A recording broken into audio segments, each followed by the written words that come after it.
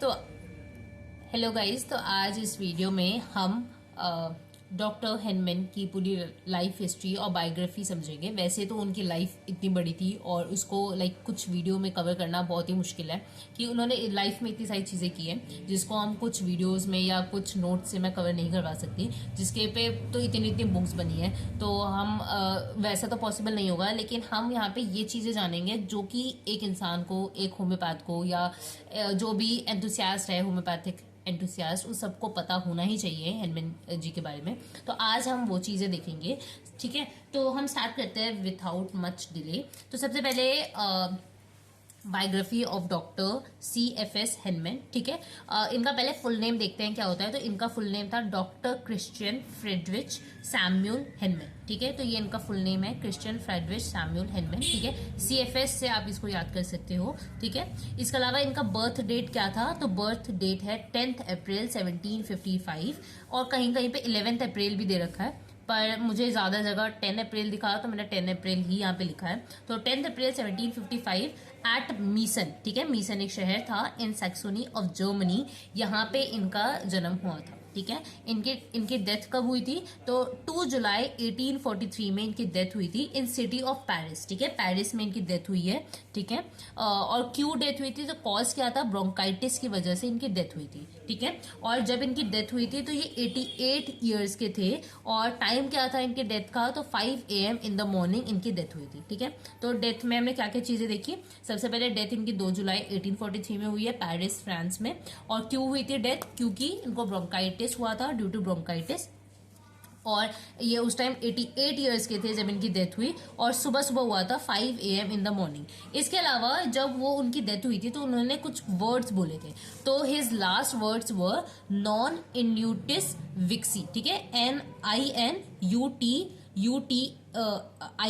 ठीक है, VIXI, ठीक है। नॉन इन्यूटिस विक्सी, इसका मतलब होता है I have not lived in when, ठीक है। तो उन्होंने लास्ट वर्ड भी जाते जाते ये बोला था कि मैं जो मतलब जितने भी साल मैं रहा हूं वो व्यर्थ नहीं गए, ठीक है। मतलब मेरा जो जीवन था वो व्यर्थ नहीं गया, ठीक है।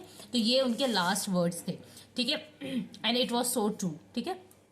इसके बाद अब हम हेनमैन के बारे में थोड़ा और जानते हैं। तो हेनमैन जो थे वो थर्ड चाइल्ड थे अपने मम्मी पापा के। तो थर्ड चाइल्ड थे, उनके पापा का नाम था मिस्टर क्रिश्चियन गॉटफ्राइड हेनमैन, ठीक है, जो कि एक पोर्सलिन पेंटर थे। सिमिलरली मतलब अनलाइकली उनकी जो मम्मी थी वो, उनका नाम था मिसेस जोहाना क्रिस्टियानिया, ठीक है। तो वो उनकी मदर का नाम था। इसके बाद अब इनकी स्कूलिंग देखते हैं। तो जो डॉक्टर हेनमैन थे उनकी स्कूलिंग जो थी वो बहुत लेट स्टार्ट हुई थी। उन्होंने अपनी स्कूलिंग 12 साल की एज में स्टार्ट किया था, ठीक है। Schooling started at the age of 12 years और डेट क्या थी, 20 जुलाई 1767, ठीक है।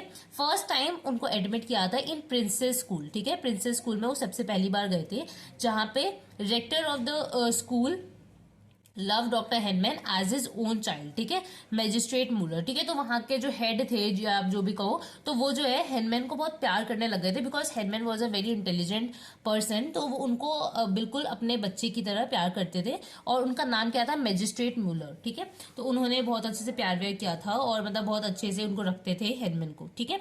आफ्टर 8 ईयर्स, और ये कहाँ हो रहा है, मीसन में, ठीक है। तो आप ये मैंने साइड में ऐसे शहर बना दिए हैं तो आप देख सकते हो। तो ये मीसन की कहानी है। ये मीसन में थे जब हेनमैन, तो क्या हुआ, उन्होंने अपनी एजुकेशन स्टार्ट की थी प्रिंसेस स्कूल में, जहां पे मैजिस्ट्रेट मूलर को वो बहुत पसंद आ गए थे और उनको अपने बच्चे की तरह रखते थे, ठीक है। After 8 years he completed his school, ठीक है। इसके 8 साल बाद उन्होंने अपना स्कूल कंप्लीट किया, ठीक है। Completed school education. During school leaving ceremony eight princess school he delivered Latin orientation title the wonderful construction of human hand, ठीक है। तो 8 साल बाद उन्होंने अपना पूरा अच्छे से क्या कहते हैं, अपना जो स्कूल की एजुकेशन थी वो कंप्लीट की। और उनके वहां पे ये था कि स्कूल एजुकेशन कंप्लीट करने के बाद एक लीविंग सेरेमनी होती है, जैसे आप फेयरवेल समझ सकते हो। तो वहां पे उनको कुछ ना कुछ डिलीवर करना था या किसी चीज पे बोलना था। तो हेनमैन ने जो टॉपिक लिया था वो था the wonderful construction of human hand, तो उन्होंने इस पे बोला था, ठीक है। इसके अलावा ये हो गया। इसके अलावा at the age of 20 years, अब जब ये 20 साल के थे, 12 साल में इन्होंने लिया, 8 साल इनको अपना एजुकेशन कंप्लीट करने में लगा। फिर जब ये 20 साल के हुए तो वो हायर एजुकेशन के लिए लेप्जिग चले गए, ठीक है। लेप्जिग भी एक जगह थी जर्मनी में ही, तो ये लेप्जिग चले गए हायर स्टडीज के लिए, ठीक है।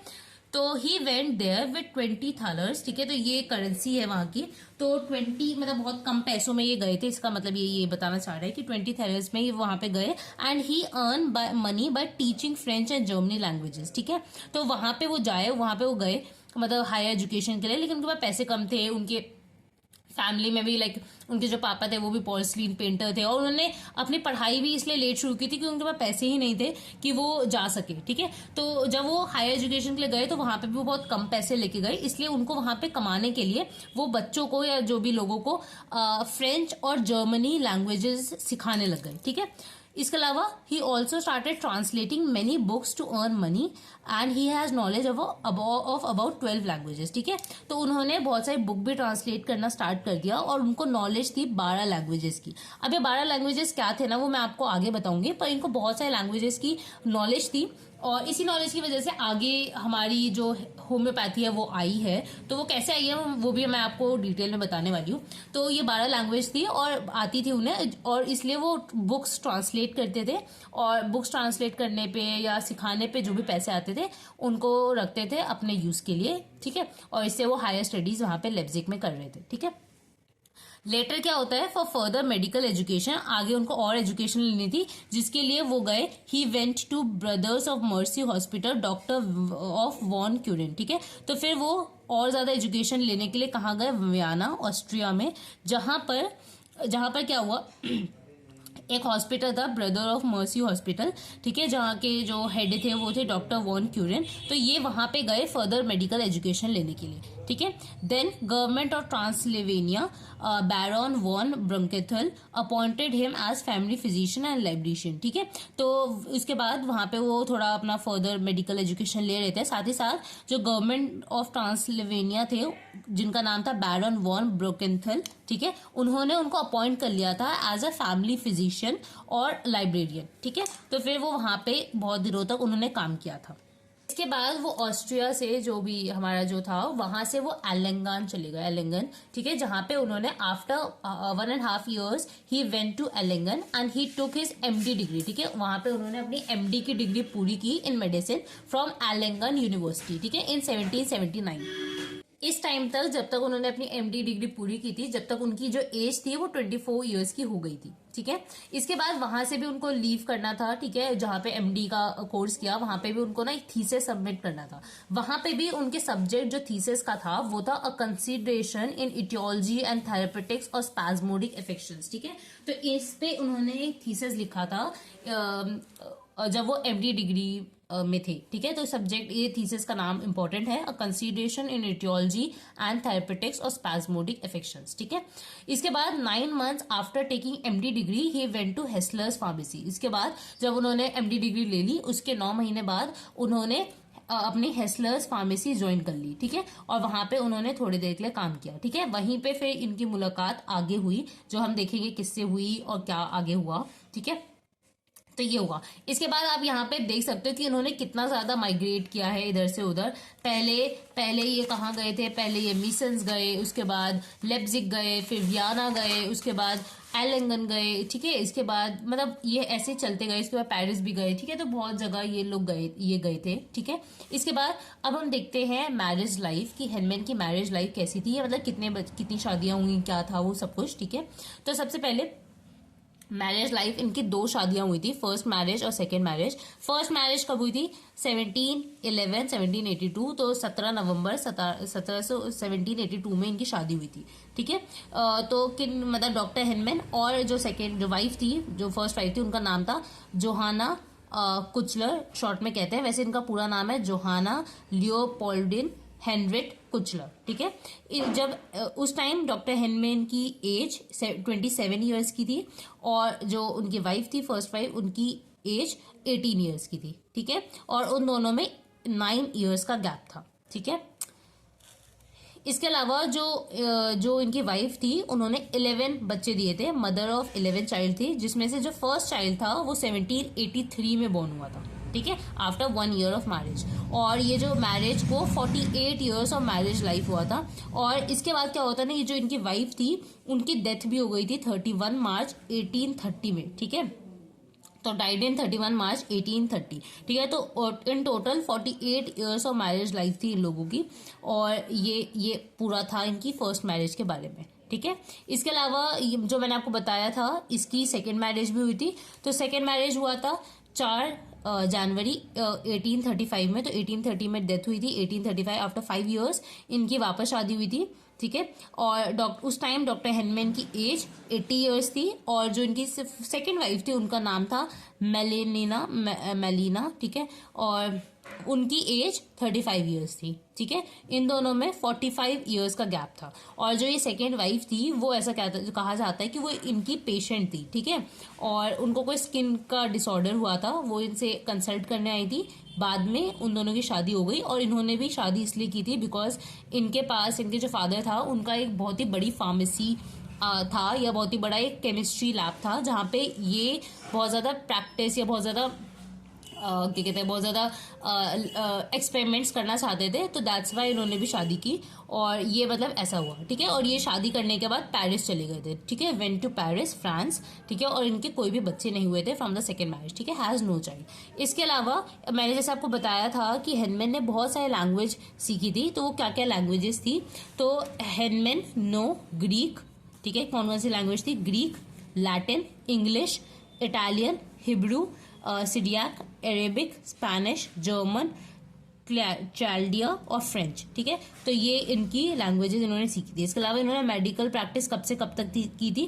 तो 1779 से लेकर 1792 तक इन्होंने मेडिकल प्रैक्टिस की थी, ठीक है। इसके बाद इन्होंने छोड़ दिया था, क्योंकि इनको पता चला था कि ये क्योंकि एलोपैथिक थे, ठीक है। इन्होंने देखा कि कितना ज्यादा हार्श ट्रीटमेंट किया जाता है लोगों पे और ये सब करके, तो इन्होंने इसके बाद छोड़ दिया था। और ये अपना जो भी घर वर चलाते थे वो यही लैंग्वेज सीखने के बाद लोगों को लैंग्वेज सिखाते थे, बुक्स को मतलब ट्रांसलेट करते थे, जिसकी वजह से इनका चलता था। इसी बीच में इन्होंने एक बुक इनको मिली थी 1790 में, जिनको ट्रांसलेट करते वक्त इनको क्या पता चला कि उस बुक में, वो बुक जो थी वो डॉक्टर क्यूलेंस की मटिया मेडिका थी। तो उस बुक में ऐसा लिखा गया था कि जो सिंकोना बार्क है वो बिकॉज ऑफ हिज बिटरनेस उसको हम मलेरिया फीवर में ट्रीट करने के लिए दे सकते हैं। तो ये चीज डॉक्टर हेनमैन को पसंद नहीं आई कि यार क्या मतलब कुछ भी कोई चीज कड़वी है तो क्या वो चीज ट्रीट कर देगी। तो उसके बाद उन्होंने अपने ऊपर एक्सपेरिमेंट किया, अपने कलीग्स पे एक्सपेरिमेंट किया, और उसके बाद उन्होंने बहुत सारे लॉज लेके आए, लाइक लॉ ऑफ सिमिलिया और जितने भी लॉज चलते हैं, जिसकी ही वजह से इन 1796 में उन्होंने एक ऐसे लिखा था, ठीक है। और ये ऐसे जो है वो ह्यूफ्लैंड एक थे इंसान, उनके जर्नल में भी पब्लिश हुआ था। इसलिए 1796 को बर्थ ऑफ होम्योपैथी भी कहा जाता है, ठीक है। तो ये था इनका मेडिकल प्रैक्टिस के बारे में। इसके अलावा एजुकेशनल पीरियड कब से कब तक था? तो 1767 से इन्होंने स्टार्ट किया था, एक्सटेंड हुआ था 1779 तक। तो इस डेट तक उन्होंने अपना किया था। आपको पता होगा 1779 में उन्होंने अपनी एमडी की डिग्री पूरी कर दी थी, जो मैंने आपको ऊपर भी बताया, ठीक है। तो ये चीजें हुई इसके बारे में, ठीक है। मैंने एक और पॉइंट लिखा गया है जो कि वैसे तो इतना इम्पोर्टेंट नहीं है, लेकिन आपको पता होना चाहिए, ठीक है। वैसे ही मैं बहुत कम ही नॉलेज इन्फॉर्मेशन दे रही हूँ उनके बारे में, तो हम कोई भी इन्फॉर्मेशन छोड़ेंगे नहीं। तो यहाँ पे एक चीज लिखी है जो आई थिंक आपको राइटिंग की वजह से समझ नहीं आ रहा होगा, तो मैं बता देती हूँ। तो इसमें क्या होता है ना कि आफ्टर फर्स्ट मैरिज वो जो थे डॉक्टर हेनमैन, वो गवर्नमेंट भी गए थे, ठीक है, GOMEN, ठीक है, गवर्नमेंट भी गए थे। वहां पे उनको मेडिकल ऑफिसर की तरह अपॉइंट किया गया था, ठीक है। तो वहां जाके उन्होंने ना पब्लिश की थी कुछ चीजें। तो पब्लिश उन्होंने क्रेब्स जर्नल में पब्लिश किया था, एसेज इन सेकेंड वॉल्यूम, और उन्होंने सेवरल ट्रांसलेशंस भी निकाली थी इन इंग्लिश, लैटिन और इन वेगान्स जर्नल, ठीक है। तो उन्होंने इन जर्नल्स में भी अपने एसेज पब्लिश किए हैं आफ्टर फर्स्ट मैरिज, और वो कहाँ पे हुए थे? गवर्नमेंट में, ठीक है। तो ये चीज यहाँ पे बता रही हूँ मैं, ठीक है। अब जैसे मैंने आपको थोड़ी बहुत डिस्कवरी के बारे में बताया होम्योपैथ ने, ठीक है, होम्योपैथी के, लेकिन उसको हम थोड़ा सा और डिटेल में देख लेते हैं कि वो चीजें क्या थी जो मैंने आपको यहाँ पे बताई ना, उस चीजों को और ज्यादा डिटेल में हम नोट्स में देख लेते हैं, ठीक है। तो डिस्कवरी ऑफ होम्योपैथी, तो ये डिस्कवरी ऑफ होम्योपैथी जो है ना वो उसको अच्छे से ना, एक और चीज, ये जो बायोग्राफी ऑफ हेनमैन करके एक बुक है, तो ये पूछा जाता है कि बायोग्राफी ऑफ हेनमैन किसने लिखी है? तो ये it is written by Richard Hale, ठीक है। रिचार्ड हेल ने बायोग्राफी लिखी थी हेनमैन की, ठीक है। चलो अब डिस्कवरी ऑफ होम्योपैथी को अच्छे से देखते हैं, होम्योपैथी को अच्छे से देखते हैं। तो इसमें क्या होता है, एक विलियम क्यूलेंस होता है, डॉक्टर विलियम क्यूलेंस, वो एक प्रोफेसर होता है of medicine eight London university, ठीक है। और उन्होंने एक मटिया मेडिका को डेवलप किया था ऑफ 20 पेजेस, ठीक है, on therapeutic indication of Peruvian bark, ठीक है। तो पेरुवियन बार्क या सिंकोना बार्क सेम चीज होती है।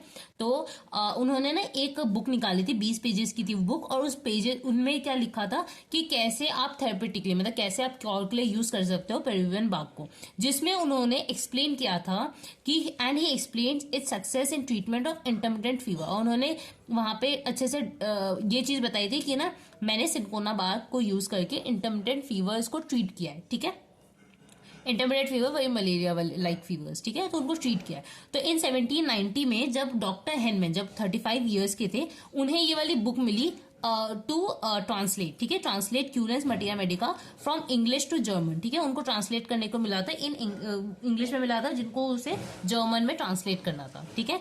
तो Richard Haehl says in biography of doctor Hahnemann that Cullen's materia medica was the first milestone on the new method of treatment, ठीक है।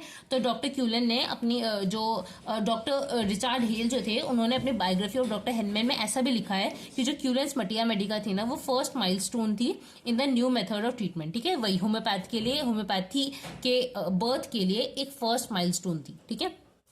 तो जब हेनमैन को ये बुक मिली, तो जैसा मैंने बताया वो चीज वो सेटिस्फाई नहीं थी कि कैसे कोई चीज कड़वी है, बिटर है, इसी पे हमने ये उसको प्रिस्क्राइब कर दिया इंटरमीडिएट फीवर के लिए, और वो ट्रीट भी कर दिया। तो उनको ना कोई सॉलिड प्रूफ नहीं लगा इसके पीछे, तो उन्होंने ये चीज अपने पे प्रूफ करना स्टार्ट कर दिया, ठीक है। तो Hahnemann started proving the Peruvian bark on himself. He took 4 drops, वो हमेशा 4 ड्रॉप्स लेते थे ऑफ चाइना बार्क जूस, और वो 2 टाइम्स डेली, मतलब दिन में 2 बार लेते थे 4 ड्रॉप फॉर फ्यू डेज। उन्हें 14 दिन के लिए आई थिंक लिया था, या मतलब फ्यू डेज आप समझ लो उन्होंने लिया। और by this experiment he get to know that medicine can produce similar disease, therefore they can cure individual cases. इसका मतलब जब उन्होंने लिया ना, तो उनको वही इंटरमिटेंट फीवर लाइक सिम्टम्स आ गए। तो उनको फिर पता चला कि अच्छा, अगर कोई चीज अगर मेडिसिन में ले रहा हूं और वो सिमिलर डिजीज अगर मेरे अंदर प्रोड्यूस कर सकती है, तो वो सिमिलर डिजीज अगर किसी इंडिविजुअल बॉडी में है तो उसको क्योर भी कर सकती है। और इसी से सबसे पहला लॉ आया था, लॉ ऑफ सिमिलिया। इसके बाद 1796 में उन्होंने एक ऐसे लिखा था, ठीक है, जब वो 41 ईयर्स के थे, ठीक है। और इसलिए 1796 को बर्थ ऑफ होम्योपैथी वाला ईयर भी कहा जाता है कि 1796 में होम्योपैथी का बर्थ हुआ था, ठीक है। और जो ऐसे लिखा था उसका नाम क्या था, an essay on new principle for ascertaining the curative power of drugs and some examination of the previous principle. तो ये था ऐसे का नाम, जो कि ह्यूफलैंड के जर्नल में जाके पब्लिश हुई थी, ठीक है। और ये पब्लिश इन ह्यूफलैंड जर्नल, और सेकेंड वॉल्यूम भी इसी में पब्लिश हुई थी, ठीक है। तो ये हमने पढ़ लिया डिस्कवरी ऑफ होम्योपैथी के बारे में। तो जितने भी वर्क्स थे हेनमैन के, वैसे तो बहुत सारे थे, लेकिन जितने मुझे मिले विथ डेट और विथ एज की, उस टाइम उनकी एज कितनी थी, वो मैंने यहाँ पे एक टेबलो फॉर्म में लिख दिया है, ठीक है। तो उसको हम जल्दी से रिव्यू कर लेते हैं। सबसे पहले उन्होंने wonderful construction of human hand किया था, ईयर मुझे पता नहीं, ठीक है, पर ये कब किया था, जब वो अपना उन्होंने जब कंप्लीट किया था अपना बेसिक जो एलिमेंट्री एजुकेशन होता है 8 साल बाद, तो उन्होंने ये किया था, और उस टाइम उनकी एज 20 साल थी, ठीक है। इसके अलावा सेकेंड उनका था a consideration of aetiology of therapeutics of spasmodic infections, ठीक है। तो ये आपको पता होगा, जब वो एमडी की उन्होंने पढ़ाई कंप्लीट कर ली थी, तो 1779 में उन्होंने ये इस पे थीसिस लिखा था, ठीक है।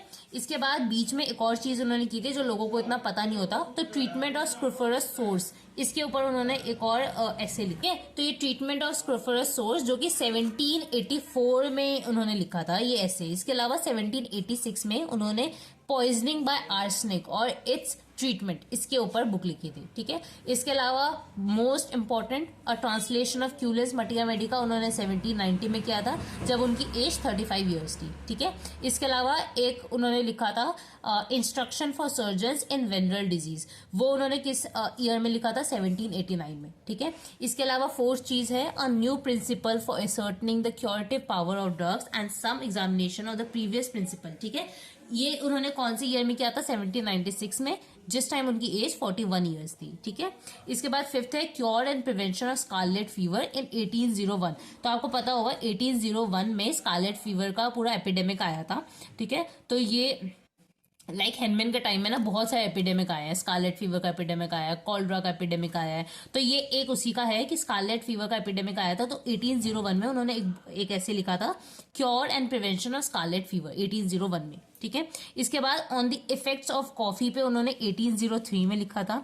फिर उन्होंने एक और लिखा था on propose remedy for hydrophobia, तो उन्होंने हाइड्रोफोबिया पे भी एक चीज लिखी है 1803 में, ठीक है। इसके अलावा 8th वर्क है उनका Aesculapius in balance question the then prevalent medical system, ठीक है। तो इस बुक के अंदर उन्होंने जबकि जो प्रेवलेंट मेडिकल सिस्टम थी उसके ऊपर मतलब क्वेश्चन किए थे, ठीक है, 1805 में। इस बुक को मेडिसिन ऑफ एक्सपीरियंस भी कहा जाता है, ठीक है।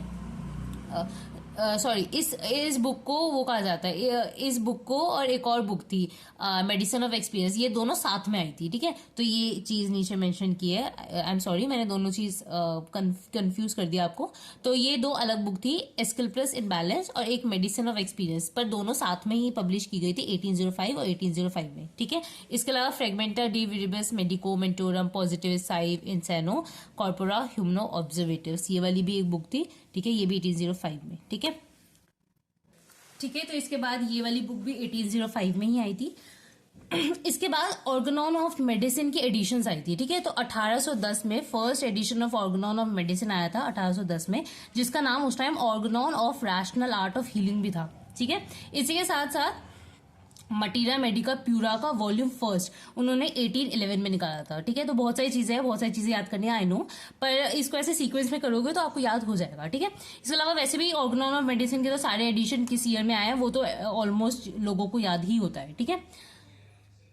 इसके बाद है सेकेंड एडिशन, ठीक है, जिसका नाम चेंज कर दिया गया था। इस पे भी मैंने पूरी वीडियो में लेके आई हूँ कि ऑर्गेनॉन ऑफ मेडिसिन को चेंज करने में या इसके पीछे कितनी ज्यादा कॉन्स्पिरेसी है, कितना सारा चीजें सहनी पड़ी थी हेनमैन जी को। पर यहाँ पे हम बस इस पे कॉन्सेंट्रेट करते हैं कि ये कब कौन सी बुक उन्होंने पब्लिश की थी, ठीक है। तो फर्स्ट एडिशन 1810 में हुआ था, सेकेंड एडिशन 1819 में हुआ है, थर्ड एडिशन 1824 में हुआ है। पर इसके बीच में 1924 के बीच में 1821 में हेनमैन को लेप्जिग को छोड़ देना पड़ा था, ठीक है। Hahnemann has to leave Leipzig because in 1820 a prince died due to his treatment, ठीक है, मूव टू कोइथन, ठीक है। तो इसके बाद के जो एडिशंस थे ऑर्गेनॉन मेडिसिन के, उनको कोइथन में पब्लिश किया गया था। क्यों? क्योंकि 1821 में या 1821 में क्या हुआ था, मतलब 1820 में एक प्रिंस थे जो कि because of the treatment of Henman उनकी डेथ हो गई, ठीक है।